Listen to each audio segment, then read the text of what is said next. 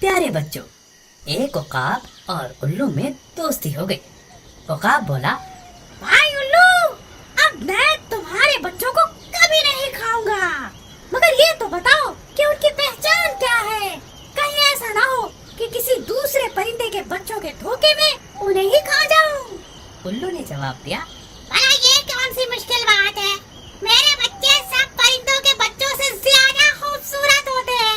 उनके चमकीले पर देख के तुम उन्हें एक ही नजर में पहचान लोगे।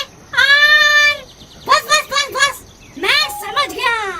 अब मैं कभी भी धोखा नहीं खा सकता। अच्छा, खुदा हाफिज, फिर मिलेंगे। ये कह के उकाब उड़ गया।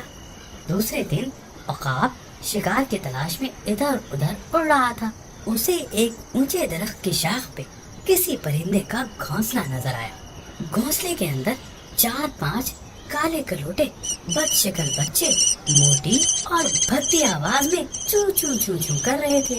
उकाब ने सोचा, हाँ, ये बच्चे मेरे दोस्त उल्लू के तो हरगिज नहीं हो सकते, क्योंकि ना तो ये खूबसूरत है, ना ही इनकी आवाज मीठी और सुरीली है।